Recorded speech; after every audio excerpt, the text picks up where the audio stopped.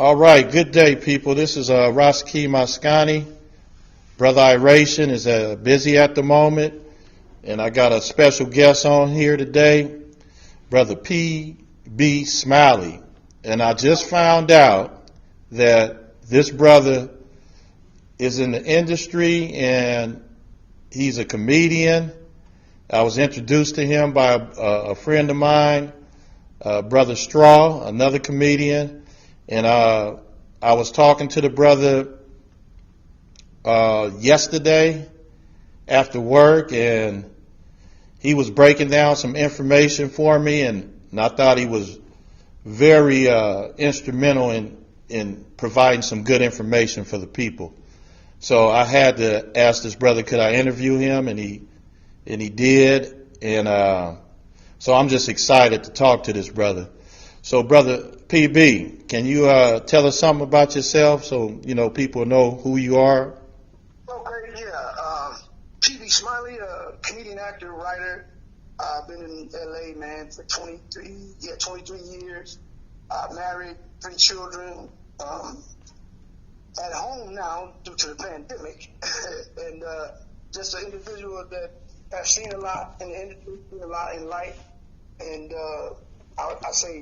I would say that the term they use, woke, I got woke probably twice in my life. And that was 18, and I went back to sleep. Woke back up around 30, and I ain't been back to sleep since. So I'm going to continue to stay woke, and hopefully I can help it become a contagious thing where others can get woke too. Man, I appreciate that, man. And we all need to completely wake up, especially the condition that African people are in, basically worldwide, under the assault of white supremacy racism. So I appreciate you being here, brother. I got a first question for you. Can you tell me, what is the state of African people? That's a good question. And I'll say it like this. I'm from Wisconsin, and I'm pretty sure the listeners are aware of what's going on. Went to visit there. To pick up my son who was visiting his mom. And what I saw in Wisconsin, Milwaukee, Wisconsin in particular,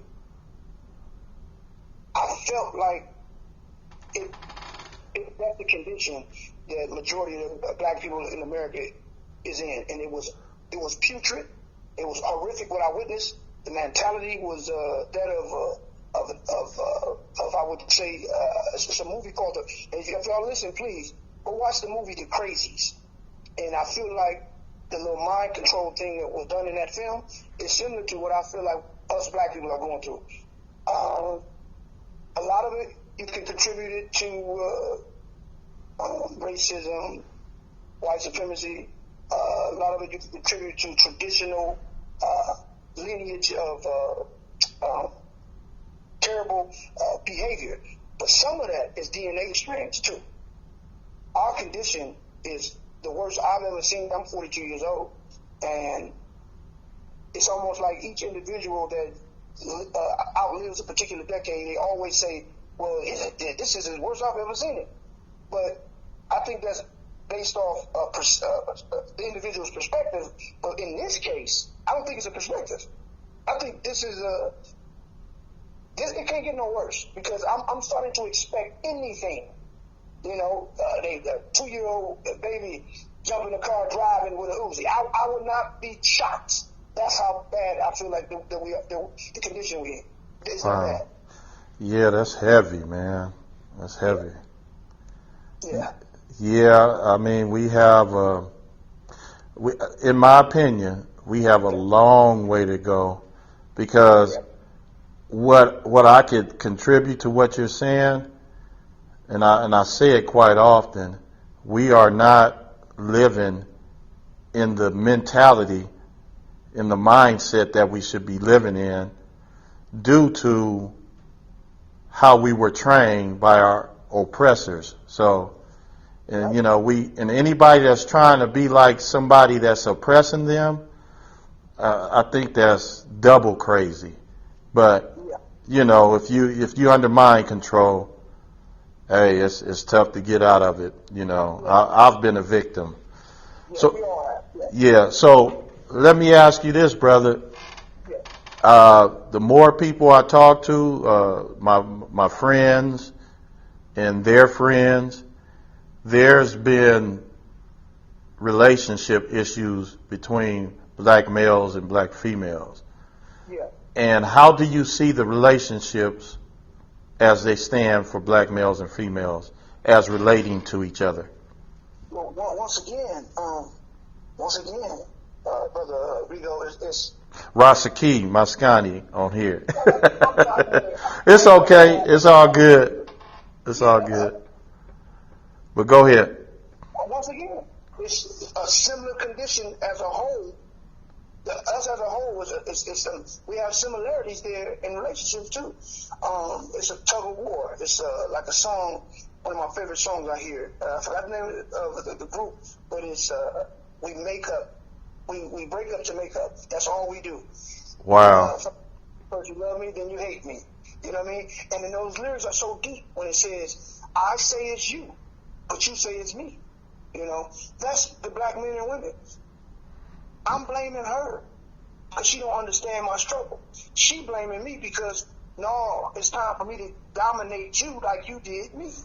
But where we're headed, the black woman, will be exalted in a higher esteem. You see they putting women in higher places than they've ever done before. The question listen, would you retaliate for all of the mistreatment that we are men by title, not by individual, but by title are guilty of, out of the mistreatment of you? You cannot repay me. Like, you know what I mean? You cannot pay me back with vengeance. There's no way you can be able to do it. Men are not going to allow you to do it. We're made totally different than the woman, and the woman's made totally different than us.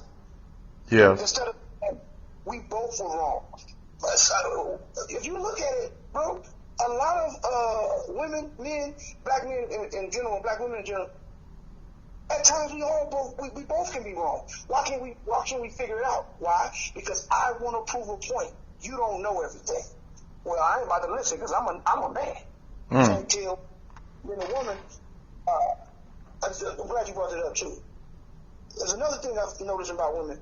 It's almost like they're willing to, that old saying that we heard, cut the nose off despite the face. I've seen women go into the lesbian arena so they don't have to work it out with a man. Wow. You know, and I understand you might have had particular tragedies in relationships, dealing with men, horrific experiences. But if you're willing to be a lesbian, if you naturally like women, that's fine. But you're purposely going over there so you don't have to make this work with me? Come on, man, that's a problem. You know, and then and then balance out what I'm saying. Men, on the other hand, I see men, they're willing to go on the other side as far as race because they don't want to work it out with the woman. She's too difficult. She always in my phone.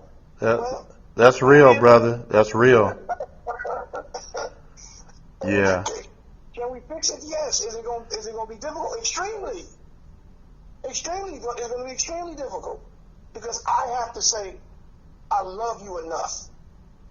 And I ain't willing to say that because then I'm afraid that if I share how much I love you, you're going to trample over me. You know, me and my lady been together, man, what's this, 2020, since 2009. You know, we have our differences. But I wanted to say this, too, to people that's interested in developing a relationship to get to the maximum, that they want to get the maximum effect out of it. Okay.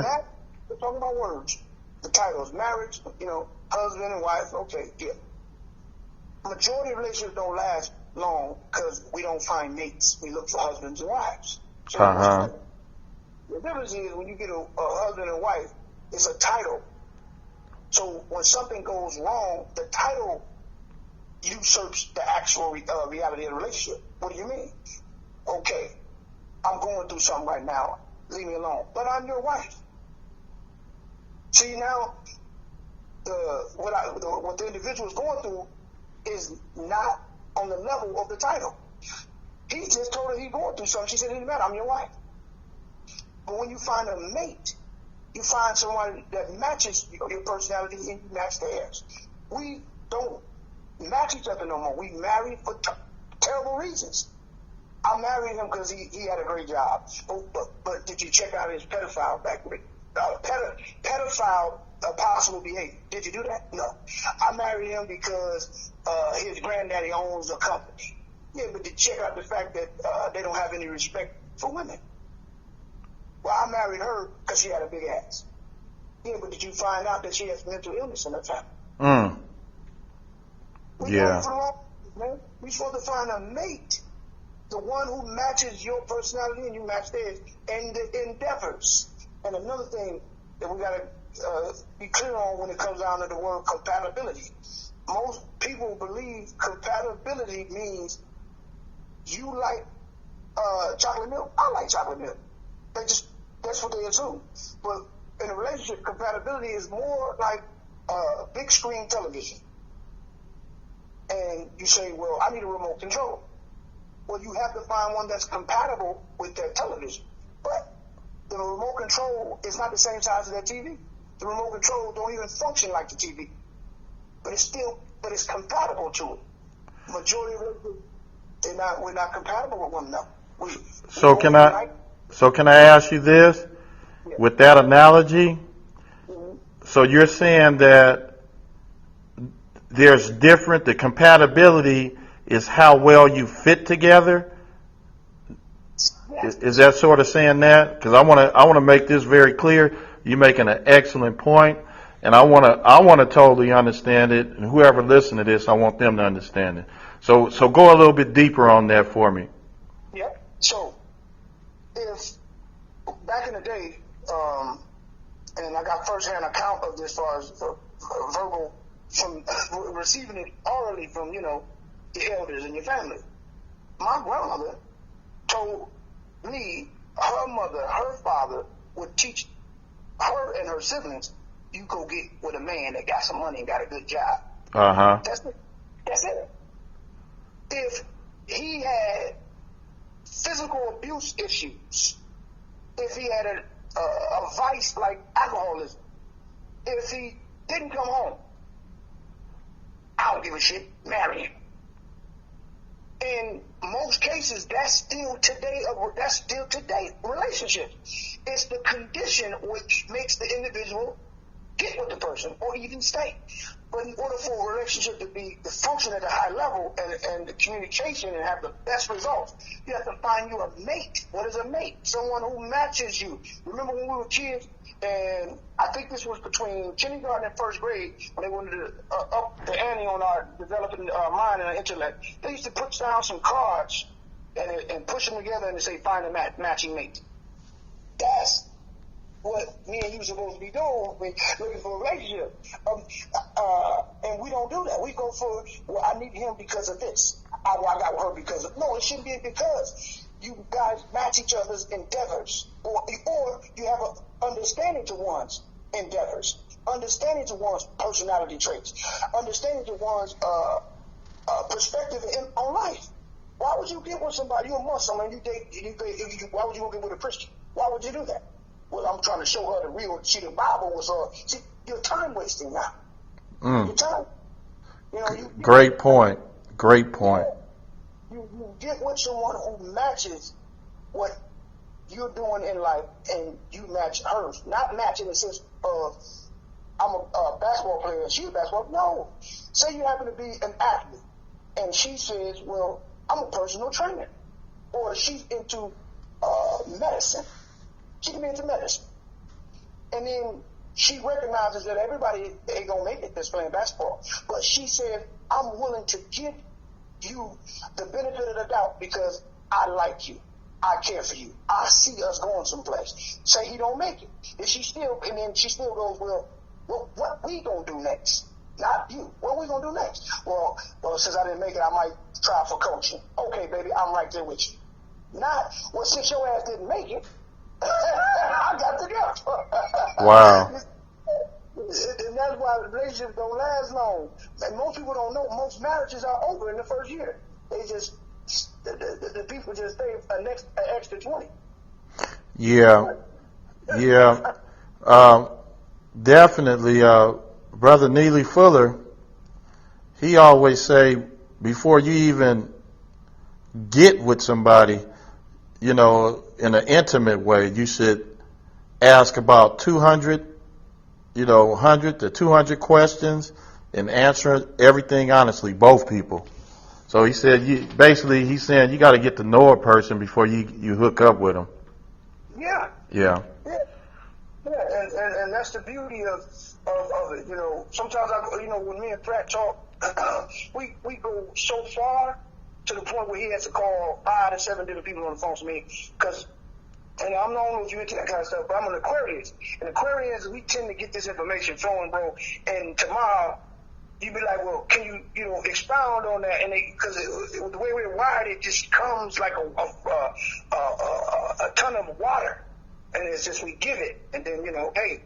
So that is one of the topics that we spend time on: relationship and people that's single. Why they not in a relationship? Did they want to get in a relationship? How have they been hurt so bad that they would never try it again? Why can't it just work? Because it's the battle of the sexes. I gotta dominate you. Men like to dominate physically. Women, they like to dominate mentally. So in reality, that's somewhat of a compatibility if you look at it. But the problem is, one or the other has to realize the Kenny Rogers, no one to hold them, no one to fold them. In relationships, people don't want to do that. They ain't never fold. They ain't never folded. Sometimes it's okay to fold. Man, it's time my wife will say something, I just like, in my mind, that shit sound retarded as fuck. And I just tell her, no, you know what, babe, that's a problem. And I just because you're going to have to balance it out with what they call give and take. Yes. You got some men that you can't tell them nothing. You got some women, same way. And here's, I want to say this to the listeners. I'm never one-sided about nothing. And I don't think you can be in order to be successful about anything you're trying to develop. I'm not going to say it's the black woman or it's the black man. We both got to figure this shit out, man. Yeah. It's Brother Iration and I, we always talk about the team concept. It has to be, if you're on a team, every person has a specific role, or, roles develop, and you make it work so all parties involved can win. Yes. Yeah. So. Is it okay with our language, or is that well, we're going to have to put this for adults only. I'm sorry. Yeah. I didn't tell you up front, so I'm gonna put it for adults only. Because I don't want to have to edit. I want it to be, because the information is good. Sometimes people use profanity. It's my goal in life not to express profanity anymore, but it's a difficult thing when you've been doing it for years and years. But we're going to roll with it today, because I didn't tell you before. So I'm clean from the rest of here on out. It's all good. I appreciate it, brother. I appreciate it. Yes. So let's move on to the next one, because I want you to hit some things before we end this. Yes. Okay, so tell me this.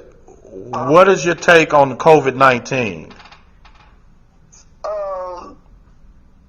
Truthfully, because it's. I mean, if you want me to be truthful, because it's difficult, because it's a sensitive topic, so it's difficult for the listener to either hear where I'm coming from. Or, see, let me say this before you answer it.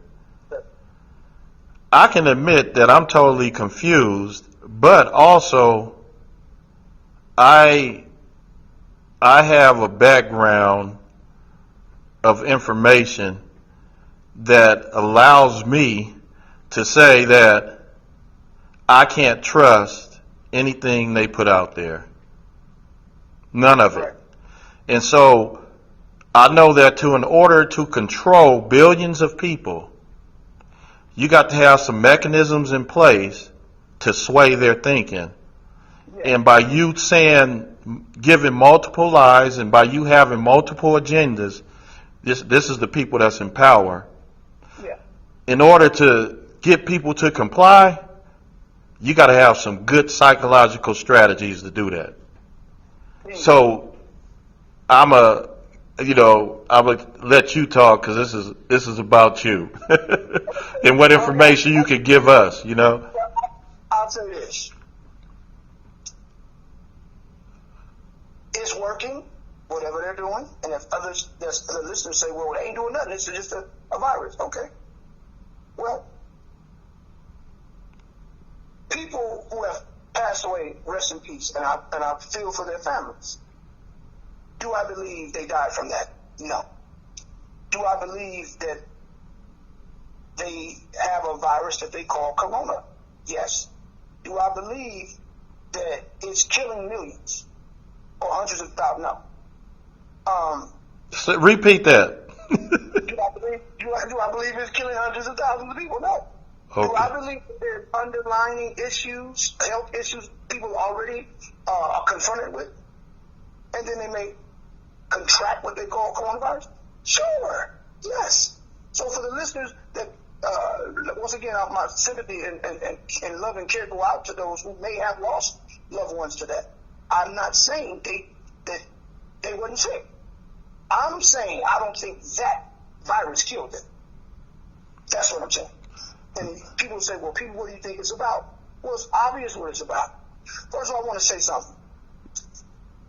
When us as listeners and people who want to participate in developing the mind from where it is now, where it once was, to go to another level of thinking. If you don't want to go to that level of thinking, that's fine. But if you say, you know what, I'm interested into that. Here's one way to do it. As far as politics is concerned or anything that the media puts out. If you study every president before they got in office, pay attention to what they say.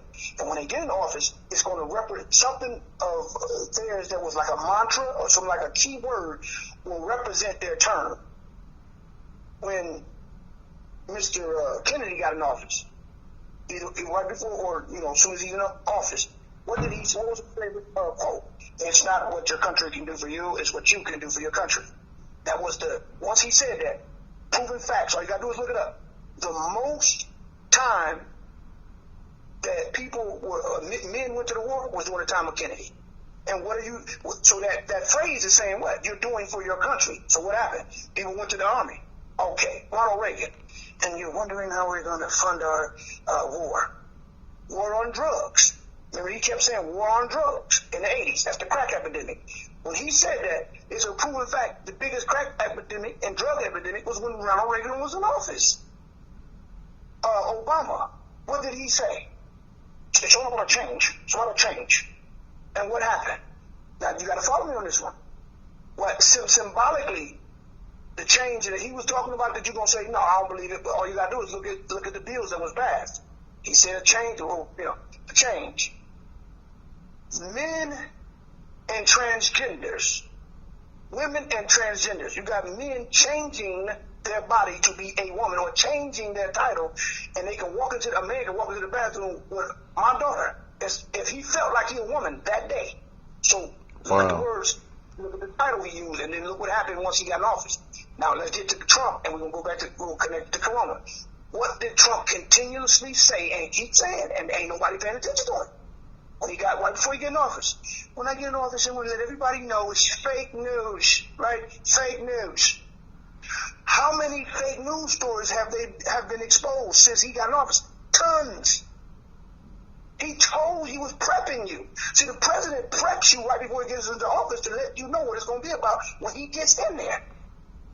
Okay, give us an example of some fake news that, I mean, a lot of it's fake, but that people know that it was fake. Okay. Like the common folks that think that propaganda is not around. But go ahead. Okay. Okay. Prime example: coronavirus. Did you know that if you type? Did you know that if you type in any arbitrary number and put coronavirus after it, it'll come up? You type in 300,012. It'll pop up on Google. You type in 1 million, it'll pop up. How is that possible? Oh man. Nothing I said is a conspiracy or what they call a conspiracy. It's right. Just type it. If you got a computer right in front of you, just type any. You can type in the number 6 and then type it on the bottom. It comes up. How is that possible? I can make up a number and that's how many cases of coronavirus there is. And then check this out. Now, being a comedian, I stay quick on my feet, but not politics, but the media plays with words. They play with phrases. Look how I just said, man, you can just type it in, and was that many cases of corona? Did you catch it? Man. They do it on purpose. They word play with everything. George Floyd. If you say his name a couple of times, I guarantee you will mess it up on the third or fourth time, and you'll call him somebody else. You know, like George Floyd. They know what they're doing with these names, man.